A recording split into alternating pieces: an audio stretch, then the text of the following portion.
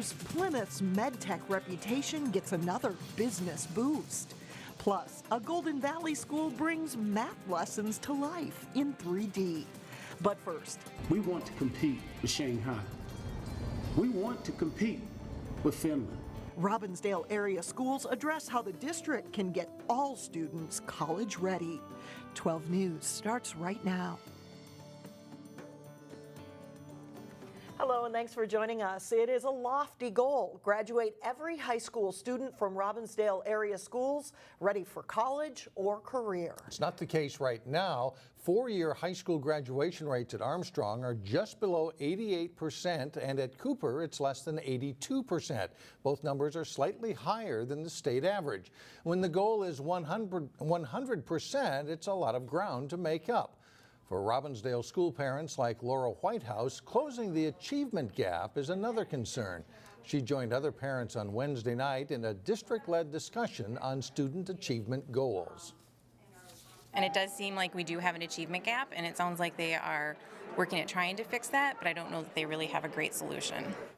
Minnesota has the second highest achievement gap in the nation. There's also a gap in Robbinsdale schools. For math, 60% of white students are considered proficient, but for Hispanics and black students, it's less than 30%. To close that gap, Robbinsdale Superintendent Carlton Jenkins says it not only requires excellent teachers, but also the help of parents.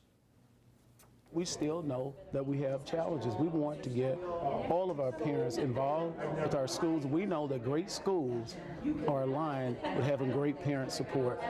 But in our community, the support that we're feeling right now from all of our communities is just outstanding. We want to increase that. Robbinsdale schools do provide early childhood family education classes for parents. 88% of parents who enrolled say it has helped improve their parenting and in turn help their kids improve in school. One clear example of how students are doing things in school they've never done before is clearly visible in Golden Valley. That's right. Students in the School of Engineering and Arts are putting math skills to the test with a new 3D printer. Reporter Shannon Slatton explains how. We wanted to provide opportunities for the kids that's going to be real life. There we go. At the School of Engineering and Arts, we purposely decided to put it right there. See, it's making steady diagonal lines. Something in the Media Center is causing students and teachers alike to stop and stare. In education, we need to restart thinking, how are we educating our kids? Well, we need to educate them in critical thinking, spatial reasoning, logical thinking. Having a 3D printer is all of those different things. Learning math, especially fractions, has never been so interesting. It definitely adds a new element to math and understanding ratios and fractions. It just got 5%. It's good, it brings it to life. This is going to be an all-dayer. The 3D printer is brand new this year, purchased by PTA Fundraising. I can see like the depth and the layers. And students are eating it up. You can like change the width of things, and then you can change the height. Today they created a simple 3D logo. So there's still a lot of detail to include. If you think about it, how long has it been operating for? 10 minutes. 10 minutes. How much longer does it have? 6 hours. It's very mathematical in a way. It can like work, it can build shapes to learn with and learning tools. There's like plastic noodle things inside of there. Kind of melts it a little bit. It's connected like Bluetooth, so it connects from the tablet with the picture to an app on the laptop. Instead of just working the problem on a piece of paper, students can see how math is used in the real world. Taking that critical thinking and that spatial reasoning and logic to a new level is pretty powerful. This machine reinforces that if you learn science and math, Some of us might grow up and we might need to do this. there's no limit on what you can create. In Golden Valley, Shannon Slatton, 12 News. The school also purchased a 3D scanner and 15 3D pens to use with the printer. Plymouth's reputation as a hub for medical technology companies continues to grow, with an Irish company expanding its footprint in the city. Creganna Medical has opened a new manufacturing facility in Plymouth that's triple the size of its old one. The company plans to hire 50 people over the next year and a half, adding to the 300 employees already on site in Plymouth. Creganna Medical makes technologies for catheter and sheath devices. Company moved from its Xenium Lane location in Plymouth to its expanded 100,000 square foot facility on Trenton Lane North. In other news, a former Maple Grove High School track coach is accused of molesting a female athlete after practice. Todd McIntyre is charged with second-degree criminal sexual conduct. According to the criminal complaint, McIntyre told the 13-year-old athlete he'd assault her friends, if she told anyone. While no other girls on the team witnessed what happened, they told investigators about other incidents of inappropriate touching and behavior involving the coach that made them uncomfortable. McIntyre was also a substitute teacher for Osseo area schools. He is no longer employed by the district. The Minneapolis police officers involved in the fatal shooting that made nationwide news this week have ties to the northwest suburbs. Star Tribune reports that 30-year-old Mark Ringenberg previously worked for the Maple Grove and Osseo police departments, and 28-year-old Dustin Schwartz used to serve with the Brooklyn Park Police Department as a community service officer. Each has 7 years of police experience. Police have said that the suspect killed Jamar Clark had interfered with paramedics trying to help his girlfriend. Clark is believed to have assaulted. Black Lives Matter protesters say the shooting didn't need to happen and are calling for video of the incident to be released. A grand jury, meanwhile, has cleared 2 police officers in a shooting last December along Interstate 694. It started when an 18-year-old man from Washington State shot another man at a Maple Grove rest stop. That led to a high-speed chase. The suspect crashed in Shoreview, and a Brooklyn Center officer and a Hennepin County Sheriff's deputy shot him when he charged at them with a knife. On Wednesday, a Ramsey County grand jury found that there was not enough evidence to charge either officer. It's unclear why the suspect shot the other man in the first place. In Crystal today, a delicious way to say thank you to veterans for their service. The Crystal VFW served up an early Thanksgiving feast, complete with warm smiles for about 50 veterans who traveled from the Minneapolis Veterans Home. The yearly feast on the week before Thanksgiving has become a tradition at the VFW that dates back 20 years. It's a way to honor Minnesota veterans who fought in many wars, as far back as World War II. Coming up, something 2 Breck students accomplished that's never happened before at the school. And then later in sports, the Maple Grove boys hockey team is set for this weekend's Channel 12 Turkey Trot Tournament. But first, yes, those were snowflakes today. More flurries are possible on Friday. 2 Breck students have accomplished something that's never been done in the school's history. Yes, Evelyn McChesney and Maddie McHugh are national finalists in the prestigious Siemens Research Competition. Reporter Sonia Goins has more now on these standout students. We really want to get the word out there to as many people as possible about the problem of antibiotic resistance. We're definitely going to want design. Evelyn McChesney and Maddie McHugh are working on their final presentation. We would probably want to tie these together somehow. The students have spent the past 2 years developing a way to deal with antibiotic-resistant bacteria. By 2050, we're looking at 300 million deaths due to antibiotic-resistant infections. The 2 teamed up with a professor at the University of Minnesota. So this is the cell membrane. To genetically engineer bacteria that would fight and kill off other harmful bacteria. This is the piece of DNA that we designed and then engineered to kill infectious bacteria. Evelyn and Maddie say they've always been passionate about science. I love how there's so many different things you can do with science. They know they are bucking the trend. We were both on a robotics team. When we joined, we were the only 2 girls. The 2 are the first Breck students to be named national finalists in the Siemens competition. We're one of the top 12 projects in the country. We're girls. We get to inspire other kids to do it, and especially girls. The students have a life outside of the lab. Evelyn has a second-degree black belt in karate. So I try and cut out the time between the homework and the research and the robotics to just take that break from all of the stress of school and go to karate even. Maddie is a dancer participating in Circus Juventus in St. Paul. I've done acrobatics, aerial work. I've done everything from high wire to trapeze. The sky is the limit for this science superstar duo. They're always going to ask questions about how to make things better. And their energy is strong. You've seen it. They're going to motivate people. They're going to bring people along. For Standout student, Sonia Goins, 12 News.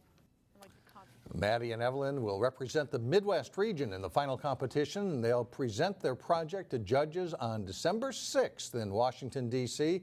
If they win, the team will split $100,000. Wow. Whoa, that's not bad. Not bad at all. Go get them, girls.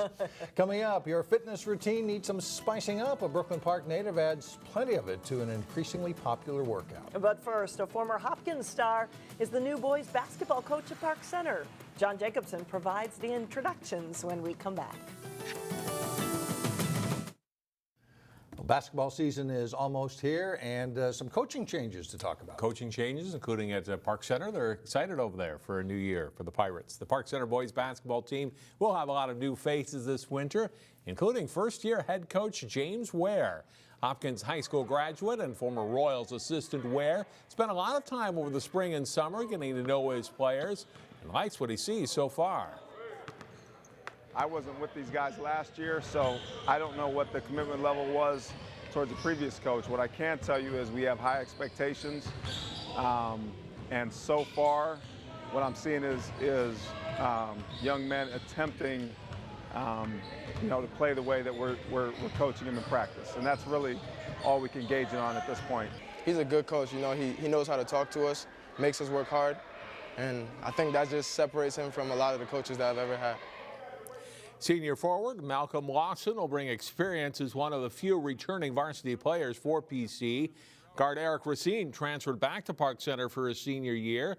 And junior guard Lacini Kamara transferred in from out of state. Without a lot of size, the Pirates will aim to play fast on offense and tenacious on defense.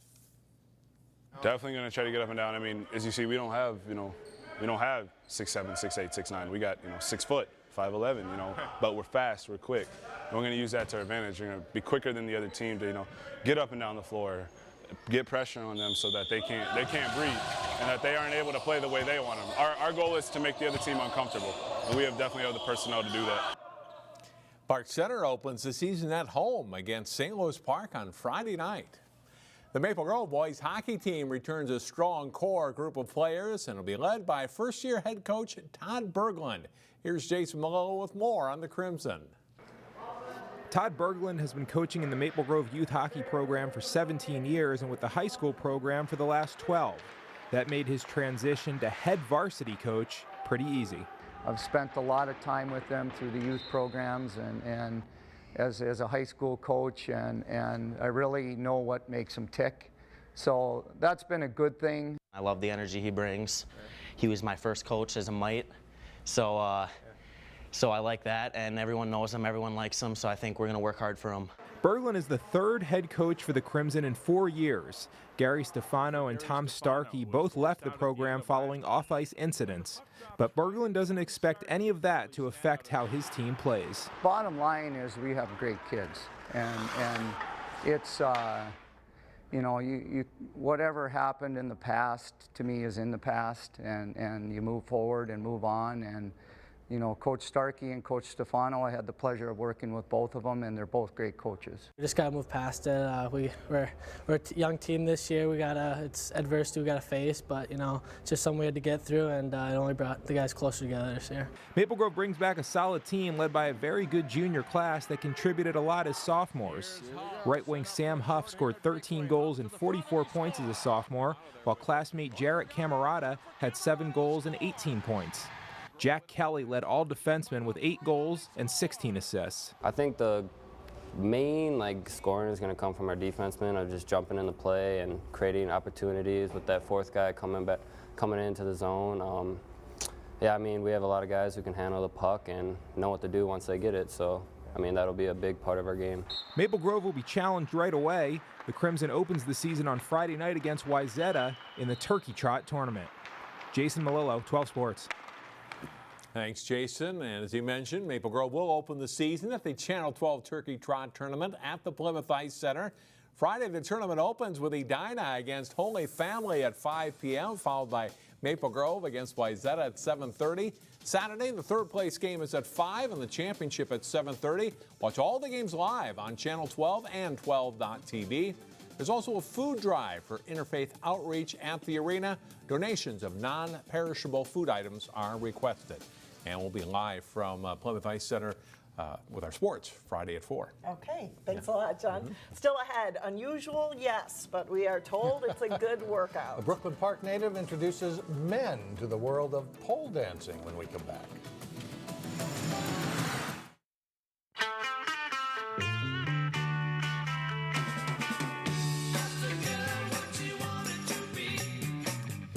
Okay, leave that judgment at the door. Believe it or not, pole dancing is a hot fitness trend. That's right, I'm already tuned in here. As Delane Cleveland reports, it is a form of exercise that's growing in popularity where you would least expect it. So we're gonna warm up. Tucked inside a northeast Minneapolis warehouse is Dollhouse, a workout studio that doesn't have your traditional exercise equipment. It's not just you come in and you work heels and you dance, it's you come in and you do crazy backflips, you do floor work if you want to do floor work, you run around and do cardio. Only in each of those exercises, there's a pole involved. Just leave that leg. Brooklyn Park native Emily Aldrich teaches various pole fitness classes. It's definitely something that I'm seeing a lot broader range of individuals coming in and doing. It's a world where feminine accessories are prominent, only now, All right. yes, pole dancing isn't just for women anymore. I don't know why guys can't be on the pole. I mean, it's not always sexual. Okay, arms. Alex Erickson is one of the guys taking part in Dollhouse's second ever pole dancing class for men. He came here courtesy of his sister Ari, a class regular. Me and my brother Alex actually used to dance together when we were little, and Emily was like, oh, we have a class for boys, and I was like, sweet, I gotta do this. So I text my brother, I'm like, are you working? Because we're gonna go and do this pole class. Class instructors say more men are following suit as they realize the fitness benefits involved in a pole routine. I'd say like muscle, but mostly upper body. They see how hard it is, so that's why they're sticking around now, and they're like, I gotta come back and prove that I can do it better than my girlfriend. The guys in this class have a ways to go before they get to that level, but in the meantime, the ladies can enjoy the show from the sideline. It's not totally just for women, so I feel everybody should have their chance at it. In Minneapolis, Delane Cleveland, 12 News. Classes for men will take place on Tuesdays for the next few weeks. Any guys interested can sign up. Listen to this. Take the class for free. I think those are the class stars, too. So, Delane will have to go first. exactly. Yeah, we didn't see him try that, did we? Next time. That's all for us. Thanks so much for joining us. And we'll see you back here tomorrow beginning at 4.